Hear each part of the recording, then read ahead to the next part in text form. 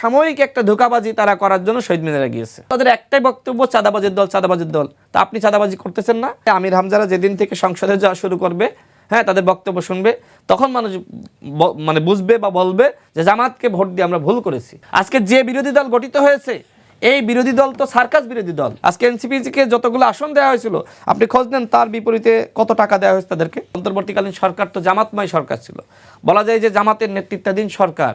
আমি তো জানি আজকে ভিসিগুলো কাদেরকে নিয়োগ দেওয়া হয়েছিল, খোঁজ নেন। অধিকাংশ বিশ্ববিদ্যালয়ের ভিসি জামাত শিবির নিয়োগ দিয়েছে, অধিকাংশ এনসিপির সহযোগিতায়। কারণ এনসিপি তো গড়ে উঠেছে জামাতের উপর ভিত্তি করে। আজকে দেখেন, আমি তো আমাদের সাথে তো মানে গণ অধিকার পরিষদে যখন আমি সাধারণ সম্পাদক ছিলাম, তখন তো এনসিপি শুরুতে আমাদের সাথে জোট করতে চেয়েছিল। কিন্তু আমি জানতাম যে তারা আসলে দিন শেষে আমাদেরকে একটা ধোঁকা দিবে, আমাদের সাথে জোট করিয়ে দিন শেষে তারা জামাতে যাবে। আর আমি তো জামাতে জোট করতে পারি না। আমি এনসিপি তো এখন বলছে যে জামাতের সাথে জোটে যাওয়া তাদের ভুল হয়েছে। আমার কথা শেষ করি। তো সেই এনসিপি দেখেন, তারা আজকে যে 3% ভোট দেখাচ্ছে, এই 3% ভোটই তো জামাতের ভোট। এনসিপি কি তো মানুষ ভোট দেয়নি? এটা তো নিশ্চয়ই আপনি বুঝছেন। আজকে নাসিরউদ্দিন পাটোয়ারি যে বড় বড় কথা বলে, মির্জা আব্বাস সাহেবের মতন ব্যক্তিকে নিয়ে সারাদিন গালিগালাজ করে, তার পলিটিক্সটা কি? তার পলিটিক্সটা হলো তারেক রহমানকে গালি দেওয়া, তার পলিটিক্সটা হলো মির্জা আব্বাসকে চাঁদাবাজ বলা, তার পলিটিক্সটা হলো যে সারাক্ষণ বিএনপিকে চাঁদাবাজ বলা। অ্যান্ড বিএনপি নেতৃবৃন্দ কি কাজ বাদ দিয়ে কি সারাক্ষণ নাসিরউদ্দিন পাটোয়ারির মতন ছেলের বক্তব্যের করবে, রিপ্লাই দিবে? এই সময় কি বিএনপির আছে? বিএনপি ক্ষমতায় গিয়েছে, তাকে রাষ্ট্র চালাইতে হবে, তাকে সেই দিকে মনোযোগ দিতে হবে। অথচ আজকে সামাজিক যোগাযোগ মাধ্যমে বলেন আর গণমাধ্যমে বলেন, সারাক্ষণ যেভাবে আপনার এই কয়েকটা ছেলেকে মাঠে ছেড়ে দেওয়া হয়েছে শুধুমাত্র বিএনপিকে ঘায়েল করার জন্য, এই কাজটা কারা করেছে? জামাত করেছে, ফান্ডিং করে করে এগুলো করেছে। আজকে এনসিপিকে যতগুলো আসন দেওয়া হয়েছিল, আপনি খোঁজ নেন তার বিপরীতে কত টাকা দেওয়া হয়েছে তাদেরকে।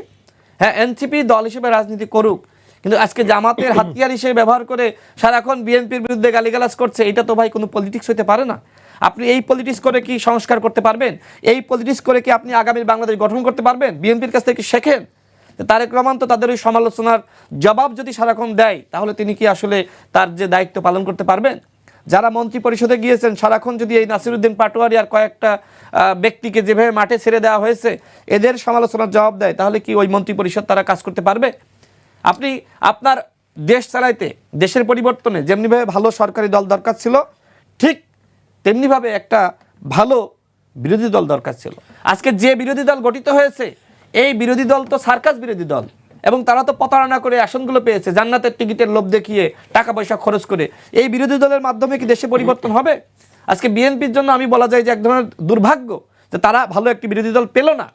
জামাতের মতন দল বাংলাদেশে বিরোধী দল হয়েছে, এটা তো জনগণের জন্য বলা যায় যে মানে কি বলবো, এটা জনগণ এখন হয়তো অনেকে বুঝতেছে। বিএনপি তাহলে এটা আরো কিছুদিন গেলে দল হিসেবে কাকে প্রত্যাশা করতে? কাকে প্রত্যাশার বিষয় না।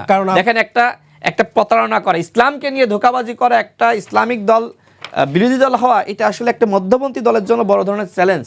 কারণ তারা তো কথায় কথায় মনে করেন জাতীয় সংসদে যাবে। এই যে আমির হামজা, তাই তো, কুষ্টিয়ার আমির হামজা, তো তার ওয়াজগুলো আপনি শোনেন নাই? তার মতন মানুষ যখন জামাত নমিনেশন দেয় এবং সে যে ধরনের বক্তব্য অতীতে দিয়েছে, সে আপনার সংসদে গিয়ে কি করবে? সে সংসদে গিয়ে কোরআন থেকে তেলাওয়াত শুরু করবে। এখন স্পিকার কি করবে? স্পিকার তাকে কি থামাইতে পারবে? যখন থামাইতে যাবে তখন বলবে যে এই যে দেখো কোরআনের তেলাওয়াত, আমাকে কোরআন চর্চা করতে দিচ্ছে না জাতীয় সংসদে।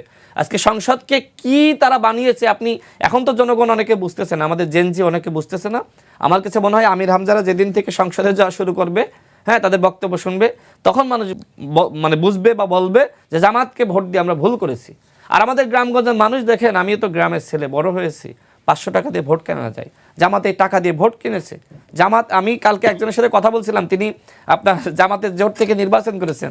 তিনি আমাকে বলছে, আমি আমার আসনের কথা বলছিলাম, তার সাথে ব্যক্তিগত সম্পর্ক রয়েছে, একই বিশ্ববিদ্যালয়ে। তিনি বলছেন, ভাই ভোটের সময় কারোর মাথা ঠিক থাকে না, ভোটের সময় ওই ইমান আকিদা কাজ করে না। জিতার জন্য সে জামাত বলেন অন্য দল বলেন একই কাজ করে।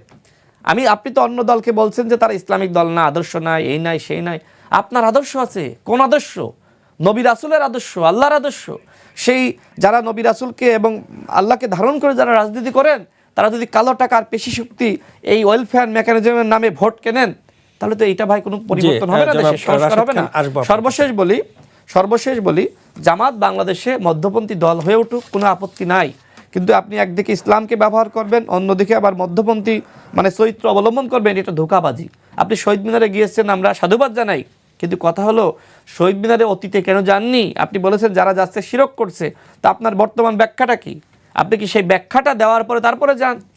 সেই ব্যাখ্যা না দিয়ে আপনি একদিকে মধ্যপন্থী চরিত্র অবলম্বন করছেন, অন্যদিকে ইসলামিক চরিত্র অবলম্বন করছেন। এটা তো পলিটিক্স না। জি, আরেকটি প্রশ্ন যোগ করি, সেটি জামাত যেহেতু প্রথমবারের মতো শহীদ মিনারে গিয়ে শ্রদ্ধা জানিয়েছেন, এরপরে কিন্তু আমরা দেখেছি যে দেলোয়ার হোসেন সাঈদীর ছেলে মাসুদ সাঈদী তিনি বলেছেন 21 ফেব্রুয়ারি পরিবর্তন করে 8 ফাল্গুন হওয়া উচিত। জীবনে প্রথমবার ফুল দিয়ে তাদের এমন উপলব্ধি। দেখেন জামাত যে দাবিগুলো করেছিল, পিয়ারের দাবি, অমুক দাবি, তমুক দাবি, কোনো দাবি জনগণ পূরণ করেছে? কোনো দাবি মেনেছে? তারা তো ভাবছিল যে এইবার আমরা ক্ষমতায় চলে যাব, এবং ক্ষমতায় যাওয়ার জন্য তাদের একদম শুরুতে যে হাতিয়ার সেটা হলো বিএনপি চাঁদাবাজের দল, এবং তাদের আমির প্রতিদিন এখনো পর্যন্ত বলছে চাঁদাবাজের দল। জনগণের মাঝেও যে এই যে আওয়ামী লীগের সময় যেটি হয়েছে না, শেখ হাসিনা মিথ্যাচার করতে করতে তারেক রহমানকে নিয়ে বা অন্যান্য এমপিরা মিথ্যাচার করতে করতে একজন সন্দেহ মানুষের মধ্যে ঢুকিয়ে দিয়েছিল। শেষ করে যেটি প্রশ্ন করেছেন, সেই সন্দেহ কিন্তু দানা বেঁধেছিল। ঠিক একইভাবে জামাত একই ধরনের পলিটিক্স শুরু করেছে, যে বিএনপিকে নিয়ে কিভাবে আসলে এই একই বয়ান দিতে দিতে বিএনপিকে চাঁদাবাজের দল হিসেবে মানুষের কাছে পরিচিতি লাভ করানো যায়। সেজন্য তাদের একটাই বক্তব্য, চাঁদাবাজের দল, চাঁদাবাজের দল। তা আপনি চাঁদাবাজি করতেছেন না?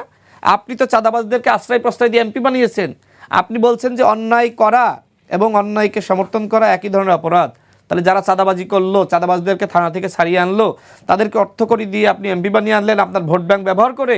তো এই অপরাধের জন্য আপনাকে অপরাধী হতে হবে। আমি আসবো আপনার জনাব আখতারুজ্জামান, একটু আসতে চাই যে চাঁদাবাজদের আপনারা সমর্থন দিয়েছেন কিনা রাশেদ খানের কথা আমি যদি ধরি। কারণ জামাতে চাঁদাবাজ নাই? জামাতে তো আছে। জামাতে সবাইকে ভালো লাগে। নির্বাচনের সময় টাকা মানে ব্যাগ ভর্তি টাকা নিয়ে কি জামাতের নেতারা ধরা খায়নি? খাইছে তো নাকি? এই নির্বাচনের সময় যে কালো টাকা তারা বিতরণ করেছে, সেটা যে বক্তব্য আমি দিলাম সেই প্রমাণ তো আপনাদের কাছেই রয়েছে, সাংবাদিক ভাইদের কাছেই রয়েছে। আর মাসুদ সাঈদীর কথা যেটি বললেন 21 ফেব্রুয়ারি নিয়ে, দেখেন তারা তো আসলে খুব কষ্ট হয়েছে এবং ক্ষমতায় যেতে হবে ধোঁকাবাজি করে, প্রতারণা করে। সুতরাং কষ্ট করে শহীদ মিনারে তারা গিয়েছে, কারণ না গেলে ওই যে রাষ্ট্রের আচারের সাথে তারা মিলতেছে না, তাদেরকে রাষ্ট্রযন্ত্র সমর্থন করবে না, বিদেশি যারা রয়েছে আমাদের কূটনীতিকরা অন্যান্য দেশ সমর্থন করবে না। এই জন্য সাময়িক একটা ধোঁকাবাজি তারা করার জন্য শহীদ মিনারে